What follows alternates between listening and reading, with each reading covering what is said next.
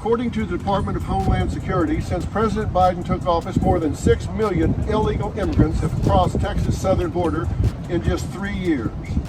That's more than the population of 33 different states in this country. And what about our Vice President, Kamala Harris? Did you know she's our country's immigration czar? Guess how many times she's been to the border? Once. It seems like everybody knows that we have a problem down at the border except for the border czar, Kamala Harris. Plans to visit the border?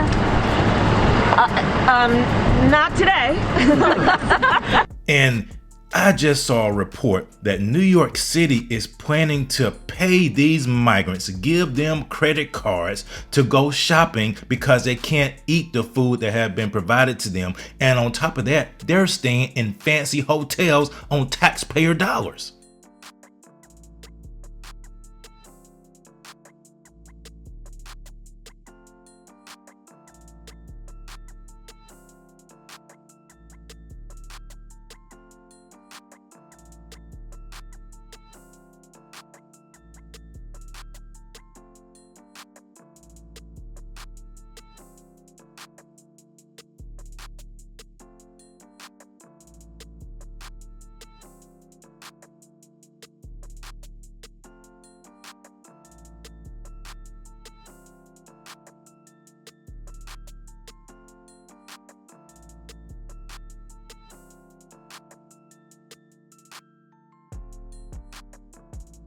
But that doesn't matter to Joe Biden and Kamala Harris. This is part of their whole open border to overwhelm the system, the Cloward Piven strategy to overwhelm the system to the point to where it crashes. Then they come in with their Marxist socialist plan to remake America. But one person is starting to speak out about that. Dr. Phil. Texas law enforcement has seized over 454 million lethal doses of fentanyl during this border mission. Governor Abbott has said that the federal government has broken the pact between the United States federal government and the states. Governor Abbott says President Biden has refused to enforce those laws and has even violated them. The result is a humanitarian crisis unlike anything we've seen before, smashing records for illegal immigration by wasting taxpayer dollars to tear open Texas border security infrastructure. Governor Abbott says President Biden has enticed tens of thousands of illegal immigrants away from 28 legal entry points along the Texas border and into the dangerous and deadly waters of the Rio Grande. According to the Department of Homeland Security, since President Biden took office, more than 6 million illegal immigrants have crossed Texas' southern border in just 3 years. That's more than the population of 33 different states in this country. And what about our Vice President, Kamala Harris? Did you know she's our country's immigration czar? Guess how many times she's been to the border? Once. And it's sad to see that it's taken this long for these so-called celebrities to speak out about it. Where is Roland Martin? Where are the black bougie elite speaking out about this issue that impacts the black community directly?